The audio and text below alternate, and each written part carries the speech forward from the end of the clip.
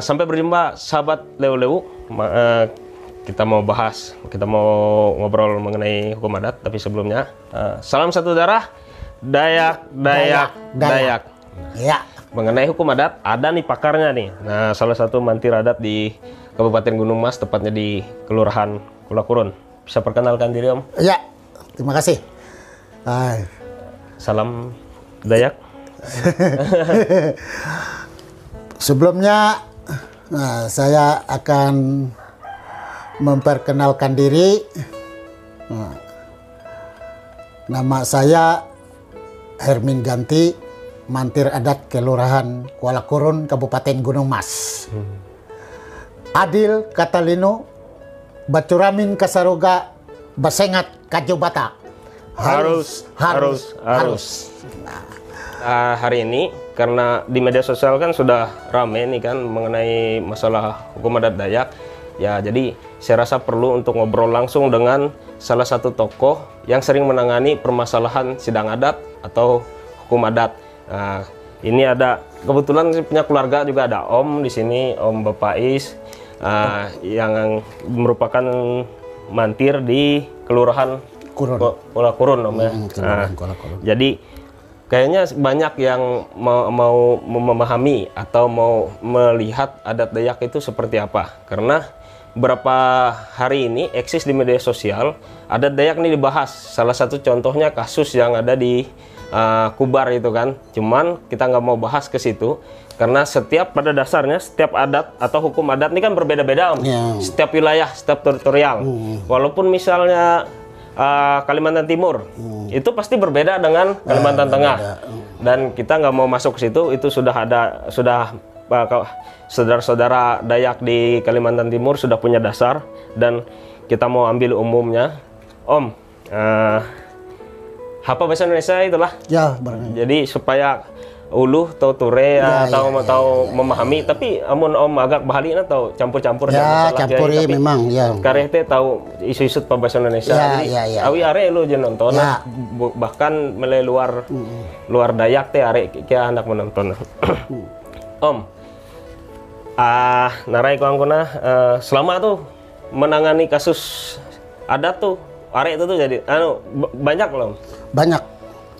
Ini salah satu kemarin kami membuat keputusan perdamaian adat di Kelurahan Kulun. Ini ada arsip kami nomor 123. Nah, banyaknya kasus yang sudah ditangani. Surat keluar artinya surat 123. Keluar. Ya, 123 kasus. 123 berarti satu surat satu kasus. Ya. Ini nomor yang 123. Oke. Tahun 2020. Ya, berarti di dalam tahun 2020 itu sudah ada 123 kasus. Nanya lagi, Om. Jadi ini kan orang banyak nanya nih kan, hukum adat ini apakah berlawanan dengan hukum positif punya negara? Tidak. Tidak berlawanan. Nah, sesuai kasus, kalau orang yang punya kasus dia mau damai secara adat, maka ya kami Dewan Adat yang mendamaikan. Ya, mendamaikan. Itu kasus-kasusnya itu kita lihat di dalam buku hukum adat, ada buku pegangan kita. Sesuai seperti kasus misalnya luka berdarah, luka memar dalam, bagaimana luka besar, banyak jenis luka. Luka kecil, luka besar. Itu semua ada di Jadi ada titiknya, titik dendanya ada. Misalnya orang itu luka seumur hidup. Ada juga. Misalnya orang itu langsung mati. Ada juga. Ada juga. Jadi tergantung keinginan pelaku tadi. Pengakuan pelaku itu. Si pelaku. Kalau pelaku mau damai, ya kita. Kalau misalnya ditanya apakah hukum adat ini berlawan dengan aturan negara, Om? Itu sangat keliru kalau bisa dasarnya. Ya, itu ada dasarnya ini. Ini berdasarkan di dalam Undang-Undang Dasar 1945 pasal 18B tentang negara mengakui dan menghormati kesatuan masyarakat hukum adat beserta hak-hak tradisional sepanjang masih hidup. Ya. Dan sesuai perkembangan masyarakat dan prinsip Negara Kesatuan Republik Indonesia atau NKRI yang diatur dalam undang-undang. Nah, ada lagi Om? Ada lagi masih Peraturan Menteri Dalam Negeri Nomor 3 tahun 1997 tentang pemberdayaan dan pelestarian serta pengembangan adat, istiadat, kebiasaan masyarakat dalam lembaga adat di daerah. Dan terus itu sampai ke tingkat daerah, peraturan daerah Provinsi Kalimantan Tengah lagi. Menyambutnya. Karena kita orang Kalimantan Tengah ya. Mungkin kalau orang Kalimantan Timur mungkin ada juga masing-masing. Nah, Kalimantan Barat, Kalimantan Selatan ada. Kalimantan Utara ada. Ini dibuat peraturan ini yang diakui oleh pemerintah. Nah, dan di situ waktu napak tilas di Tumbang Anoy itu kan diundang habis semuanya tokoh-tokoh adat di Kalimantan ini, bahkan dari negara luar, pulau-pulau di Indonesia ini semua ada datang ke sana. Dengan misalnya diberlakukannya hukum adatnya, apakah bertentangan maksudnya dengan hukum positif hukum negara? Tidak Om ya. Dan pihak kepolisian gimana menanggapi mengenai hukum adat? Pihak kepolisian itu tidak bisa, dia cuma memantau aja. Tapi kalau orang itu tidak mengakui, berarti sudah dikenakan titik dendanya, dia masih melawan, berarti dia tidak mengakui, berarti dia tidak bisa damai secara adat. Tidak bisa. Bila tidak bisa damai secara adat. Tidak bisa damai secara adat, terpaksa ya hukum positif. Ini pemerintah yang atur. Tetap positif, hukum positif tetap berjalan. Misalnya contoh pembunuhan kan hukum positif jalan. Misal pihak korban minta dihukum adat tetap jalan. Bagaimana bila jalan? Nah, hukum adat tetap dilaksanakan, orang itu berdamai supaya tidak ada dendam kepada mereka yang pelaku itu. Nah, jadi tidak ada dendam lagi, keluarga yang si korban ini tidak mendendam karena sudah diselesaikan secara adat. Tetapi hukum positif terserah orang, tidak campur tangan keluarga ini. Oke. Karena berapa kali tadi kan dengar Om bahwa hukum adat ini damai, berarti mendamaikan. Nah, damai antara kedua belah pihak. Nah, ini yang kawan-kawan perlu tahu, adanya hukum adat ini tujuannya untuk mendamaikan. Mendamaikan supaya tidak ada dendam, silang sengketa lagi antara keluarga pelaku tadi sama yang korban. Berarti bila misalnya ada sengketa ini, ada dua kubu atau dua keluarga di sidang adat sudah didamaikan. Bila kembali lagi gimana? Kembali lagi memang ada surat perdamaiannya. Ada surat perdamaian. Siapa yang ada sanksi. Siapa yang mengulangi dia akan dikenakan denda dan siap dituntut oleh hukum yang berlaku. Jadi hukum positif bisa juga menuntut lagi. Jadi orang yang bersalah dia mengulangi lagi, atau orang yang tadi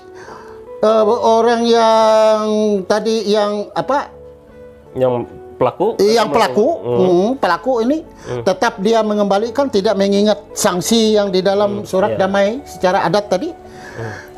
Bahkan hukum positif ini bisa dilipat duakan anunya.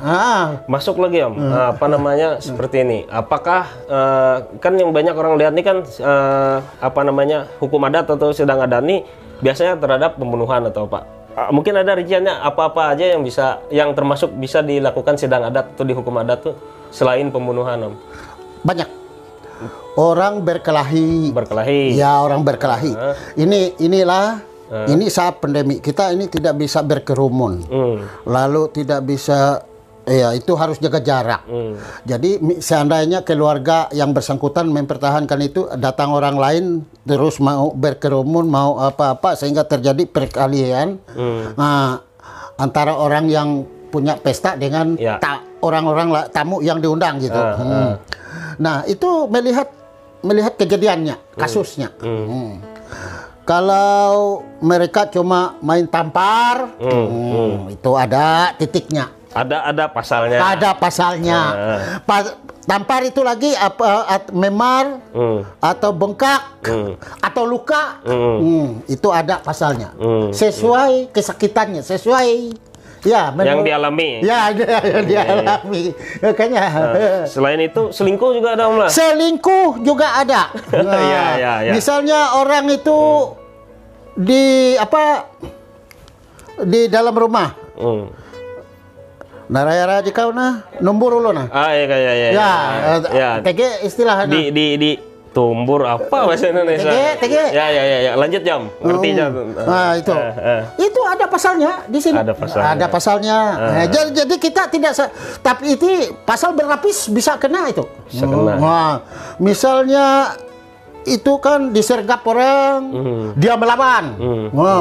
Dia sudah salah. Ya. Lalu dia memukul lagi. Pasal berlapis. Nah, itu ada pasal berlapis. Sudah itu terhadap ini memang pekerjaan terlarang. Misalnya selingkuh. Mencuri Om? Mencuri lagi, waduh ada. Mencuri sesuai jenis curiannya. Sengketa lahan Om? Sengketa lahan. Sama. Sama. Berarti skopnya wilayah adat ini banyak Om lah. Banyak. Ini ya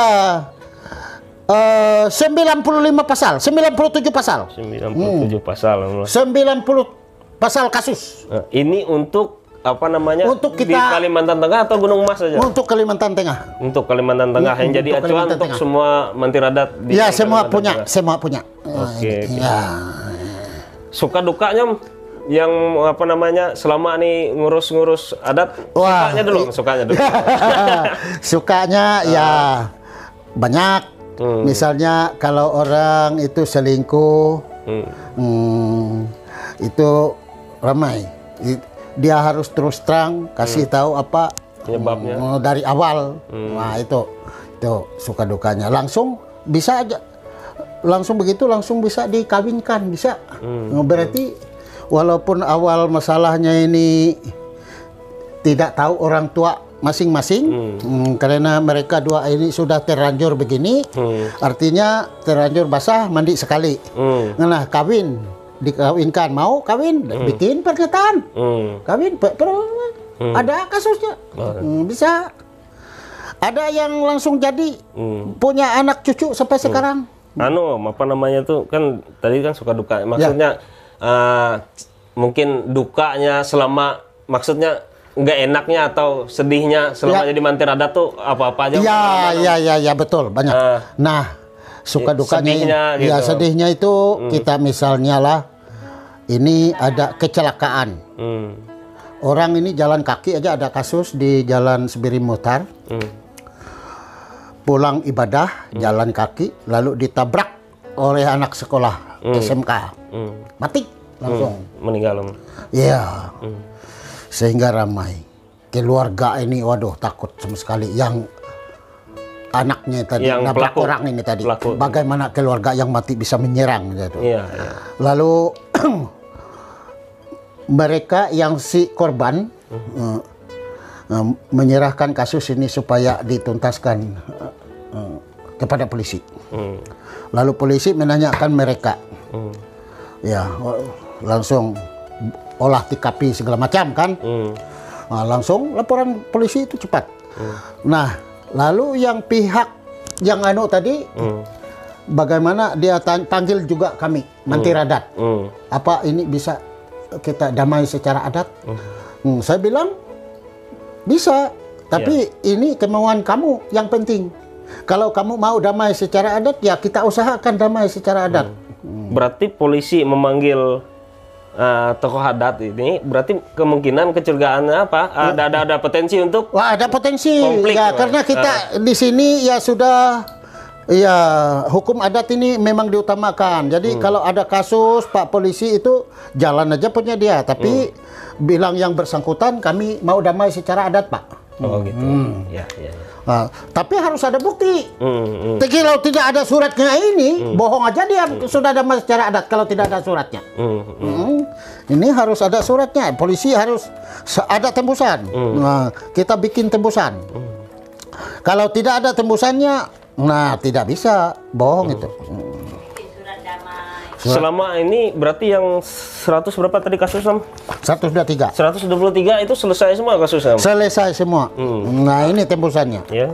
damang kepala adat, bapak kapolsek, bapak lurah, nah, ketua RT, nah, disampaikan kepada kedua belah pihak yang bersangkutan. Nah itu. Nah, ada kalau pengalaman ada apa namanya, misalnya orang yang menolak didenda adat, Om? Tidak ada. Tidak ada. Berarti tidak semua ada. menerima, Om, ya? Ya, denda adat itu. Karena mereka kalau ini tidak ada damai secara adat, hukum positifnya itu berat. Oh, berarti misalnya ini ada kasus nih, Om? Ya, ada kasus. Ada kasus. Ini kan tujuan hukum adat ini kan mendamaikan. Ya, mendamaikan.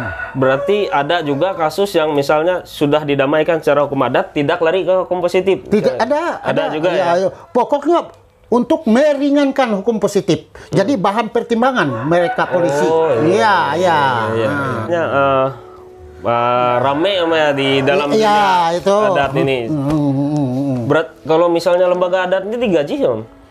Ya, gajinya ada, tidak seberapa. Memang digaji juga dari kabupaten, dari provinsi ada. Cukup. Sekarang ya anggaplah itu sebagai apa semodelnya dari pemerintah itu ya. Ya cukup ala kadar lah. Jangan ala kadar lah.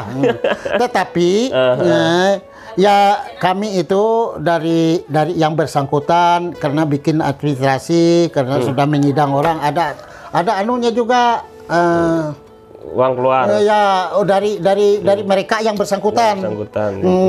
Nah, kalau yang ini dari orangnya misalnya lah dari orang yang menginginkan damai secara adat tadi, dia itu yang biasanya dibebankan kepada mereka itu. Nah, dia yang memukul atau dia yang membunuh, administrasi begitu. Administrasinya dibebankan kepada dia itu. Tanggung jawab seluruhnya. Ini kalau untuk membahas masalah adat nggak cukup sehari, Om, lah, panjang ini. Panjang dari pasalnya 97 pasal. Panjang ini karena kami datang ke pihak yang satu, kita ngomongkan lagi ke pihak yang ini. Oke, permohonan yang ini, permintaan yang ini sampaikan lagi kepada yang bersangkutan tadi. Bolak-balik. Jadi kayaknya kalau memang dia mau damai secara adat tuh oke terus. Karena dia dikenakan ini pasal berlapis ini, pasal berlapis. Nah, makanya mungkin Om, karena kita kan nggak bisa bahas panjang lebar nih untuk apa namanya ini nggak habis dalam satu hari. Ya. Dan ini merupakan gambaran hukum adat yang ada di Kalimantan Tengah ya. Kawan-kawan sahabat Lewu-Lewu. Mungkin ada masukannya, Om, untuk misalnya ada orang yang nggak mengerti adat, yang kurang paham mengenai adat, tujuan dari adat itu, jadi dari bisa dijelaskan. Ada. Ya, terima kasih. Ya, Bapak Ibu, kalau adat ini, hukum adat adalah satu hukum yang mendamaikan.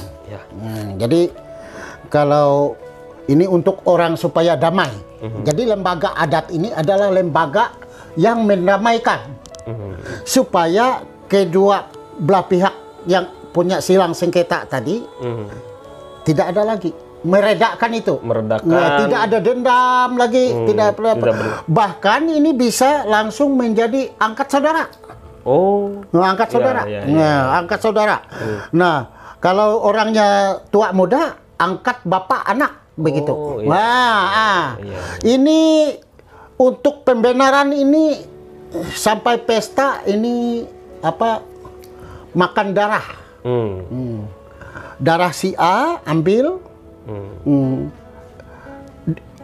Secara simbol ya, sebagai simbol angkat saudara atau anak orang tua jadi itu tujuannya berarti memang benar-benar untuk benar-benar mendamaikan supaya tidak ada kemarahan lagi, tidak ada dendam lagi, dan secara pengalaman memang itu jadi tidak banyak sudah. Nah, ini tidak pernah terulang. Kalau memang hati tadi memang ingin damai, yang benar-benar tidak boleh kalau bersandiwara, hanya untuk politik, supaya untuk diam sebentar aja, dia tetap akan kembali. Tetapi kalau memang dari hati nurani yang paling dalam ingin damai, aku yakin itu.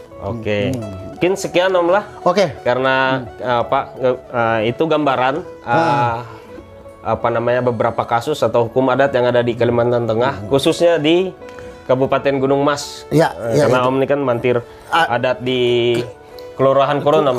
Kulon, Kabupaten Gunung Mas. Mungkin kawan-kawan bisa bisa ramaikan bagi yang mengerti juga masalah adat segala macamnya. Nanti bisa kita coba jawab komen-komen. Ramaikanlah komentarnya kan. Karena susah juga kalau saya sendiri juga, kita kan langsung pada tokohnya. Mungkin akhir kata Om, waktu ada semboyannya nih Om. Lewo-lewo nih. Kalau saya bilang salam satu darah, Dayak 3 kali Om. Iyalah. 1, 2, 3. Salam satu darah, Dayak. Sampai jumpa.